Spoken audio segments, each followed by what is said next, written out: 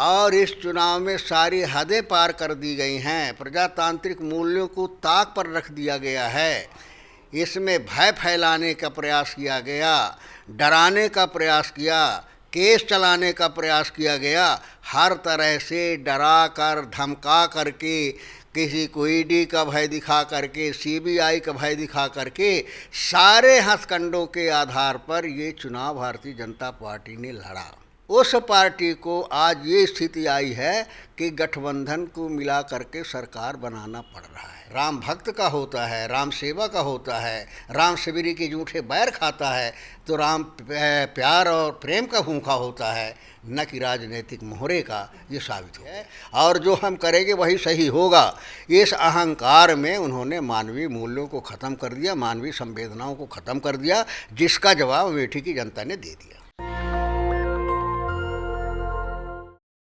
दोस्तों नमस्कार, मैं अबरारुल हक रहमानी और इस समय मेरे साथ मौजूद है राजमणि पटेल, भारतीय राजनीति के बड़े चेहरे, कई बार के सांसद। और जाहिर सी बात है कि इस समय आज हम इनसे बात करने के लिए इसलिए मौजूद हैं चूँकि 2024 के चुनाव के नतीजों के बाद जिस तरीके से स्थिति बदल रही है और ख़ास तौर से आंकड़ों को लेकर के जो मामला इस समय बनता बिगड़ता नजर आ रहा है, इनसे ही समझते हैं कि आखिरकार जितने लंबे समय का इनका राजनीतिक अनुभव है, क्या वाकई इस बार जो एनडीए और इंडिया गठबंधन दोनों ही अपने अपने तौर पर जो है नीतीश कुमार को, चंद्रबाबू नायडू को अपने पक्ष में बनाने की कोशिश कर रहे हैं।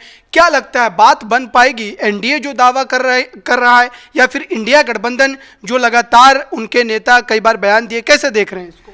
देखिए, इंडिया गठबंधन जो है कोई इस तरह का प्रस्ताव नहीं है, कोई इस तरह की कार्रवाई नहीं कर रहा। इंडिया गठबंधन ने आज तय किया है कि जो जनादेश हुआ है, हम जनता की सेवा करेंगे, सत्ता हमारा नहीं, हमारा सेवा प्राथमिकता है। ये गठबंधन का लक्ष्य है।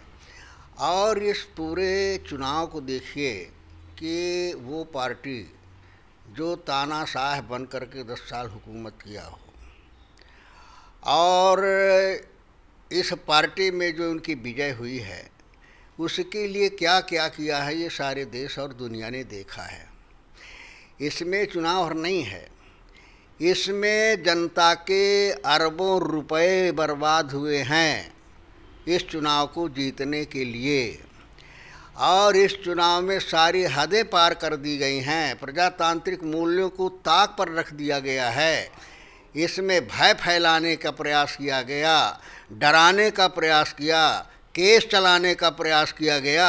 हर तरह से डरा कर, धमका करके, किसी को ईडी का भय दिखा करके, सीबीआई का भय दिखा करके, सारे हथकंडों के आधार पर ये चुनाव भारतीय जनता पार्टी ने लड़ा। और उस पार्टी ने सारे हथकंडों के हद कर दी, पार कर दी। इसके बाद उस पार्टी को आज ये स्थिति आई है कि गठबंधन को मिला करके सरकार बनाना पड़ रहा है। भारतीय जनता पार्टी के जो भाजपा के सीटें हैं, पिछले चुनाव से भी कम आई हैं। तो ठीक है, आंकड़े के हिसाब से सरकार बनाने को मिला है, लेकिन ये वास्तव में उनकी जीत नहीं है, ये पराजय है। और कांग्रेस पार्टी को और गठबंधन को जो वोट मिला है, जो सीटें आई हैं, पिछले से कांग्रेस की सीटें ज़्यादा आई हैं। और दूसरा, जो कांग्रेस को गठबंधन को वोट मिला है, वो भय का नहीं है, आतंक का नहीं है, पैसे का नहीं है, जेल का और ईडी का डर दिखा करके नहीं है। जो लोगों ने प्रेम से, दिल से जो चाहा है, देश के लिए, संविधान को बचाने के लिए, प्रजातांत्रिक मूल्यों की रक्षा के लिए, उसका वोट है। वास्तव में जीत कांग्रेस की हुई है और गठबंधन की विचारधारा की हुई है। बिल्कुल, जो है इस जीत को लेकर के जो है इस समय तरह तरह की बातें आपको सुनने को मिल रही होगी, लेकिन फिलहाल जो इस समय इंडिया गठबंधन के बिहाफ पर एक बयान तेजस्वी यादव का याद आ रहा है मुझे, जब उन्होंने कहा कि वो सरकार बनाने की कोशिश करेंगे। तो क्या ये संभावना अब भी बची है? देखिए, ऐसा नहीं है। हमारे जो मीटिंग हुई है, बैठक में जो तय हुआ है कि हम विपक्ष की भूमिका अदा करेंगे, वो है। और व्यक्तिगत जो घटक में बहुत सारे लोग हैं, तो व्यक्तिगत विचार किसी के हो सकता है, वो विचार न कांग्रेस पार्टी का है और न विचार वो गठबंधन का है। उत्तर प्रदेश के जनादेश को कैसे देखते हैं? चूंकि इंडिया गठबंधन की जीत में, बड़ी जीत में उत्तर प्रदेश का अहम रोल रहा है। मैं तो ये कहना चाहता हूँ कि वास्तव में पराजय तो वहीं से, सबसे बड़ी पराजय मोदी जी के है। क्योंकि मोदी जी ने उत्तर प्रदेश को टारगेट बनाया कि उत्तर प्रदेश में हम कांग्रेस विहीन करेंगे, विपक्ष विहीन उत्तर प्रदेश करेंगे। और उसे उत्तर प्रदेश में जहाँ अयोध्या भी आती है, जहाँ इतना बड़ा माने राम मंदिर के नाम पर इतना बड़ा इशू बनाया गया और बिना सुदिन के, बिना शुभ मुहूर्त के प्राण प्रतिष्ठा की गई, जिस तरह से सारे शंकराचार्यों को बाहर रख करके जो है भारतीय जनता पार्टी के आदरणीय मोदी जी ने उसका प्राण प्रतिष्ठा किया। और ये पूरा वातावरण उसके माध्यम से कि राममय है, राम को जो लाया है जनता उसको लाएगी, कितना कितना दुनिया ने नहीं देखा।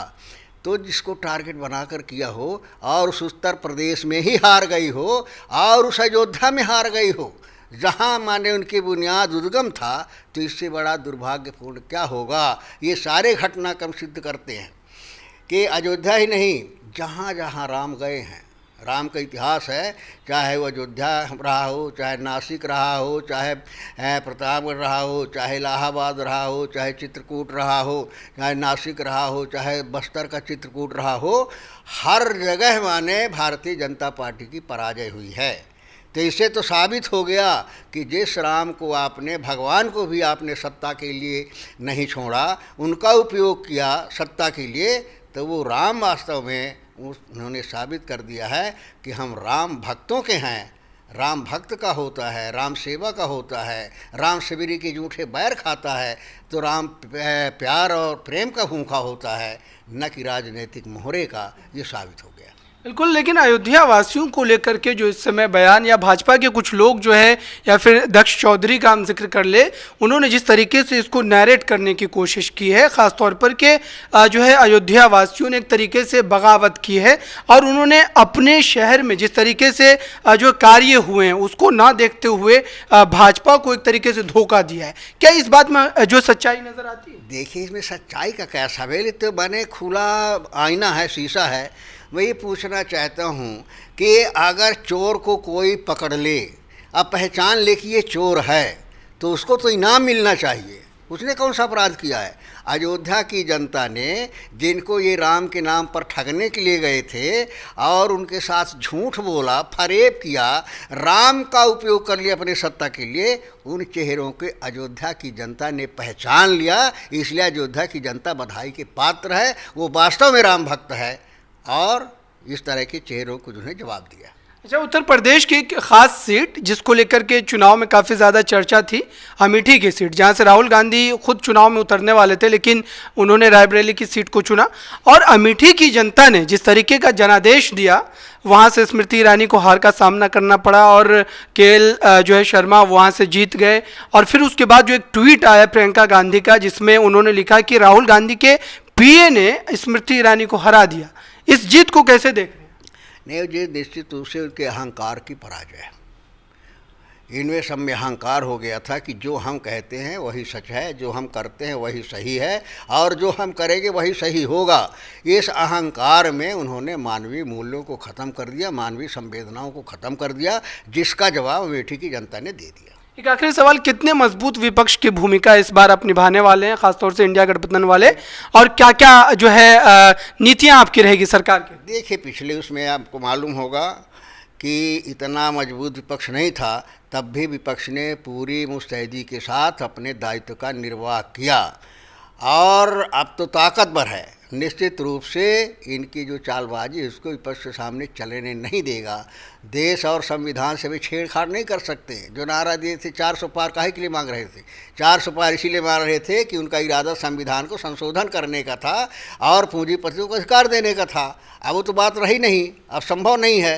तो जो जनहित के मुद्दे हैं, जिनकी लड़ाई सड़क तक लड़ते रहे हैं, उनके हक और अधिकार की लड़ाई पूरी मुस्तैदी के साथ विपक्ष लड़ेगा और उनके हितों की रक्षा करेगा। अच्छा, एक आखिरी सवाल, जो एग्जिट पोल को लेकर के खासतौर से जो दावे चल रहे थे 400 पार के एग्जिट पोल में, चाहे एक्सिस माई इंडिया की बात करें, सी वोटर की बात करें, क्या ये एक तरीके का बड़ा घोटाला था, चूँकि शेयर मार्केट पर इसका बुरा असर पड़ा? देखिए, जितने भी सर्वे हैं, एक आध कहीं हो जा कुछ होता है, लेकिन एक सुनियोजित तरीके से जितने भी माने ओपिनियन पोल थे, आप सब ने देखा होगा के 400 पार, 400 के आसपास, उसके नीचे किसी का माने कोई गिनती नहीं थी, बाकी तो और कहीं थे ही नहीं।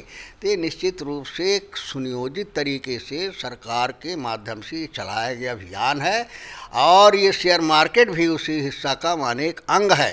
इसकी वास्तव में जांच होनी चाहिए कि ये पोल से ले करके और जो हमारा फंड है वहाँ तक जांच इसकी होनी चाहिए, ताकि सच्चाई आ सके और कोई सरकार भविष्य में अपने पद का दुरुपयोग ना कर सके। धन्यवाद बहुत। तो ये हमारे साथ राजमणि पटेल जी थे। गंभीर मुद्दों पर चर्चा की हमने, और आखिरकार अभी भी कहीं ना कहीं जो बैठकें चल रही है, बैठकों का दौर चल रहा है, देखना होगा कि जो है बीजेपी दावा कर रही है कि 9 जून को जो है प्रधानमंत्री तीसरी बार जो है शपथ लेंगे, और क्या वाकई एनडीए अपनी सरकार बना लेगी। हमारी नज़रें बनी हुई है, जुड़े रहिए हमारे साथ।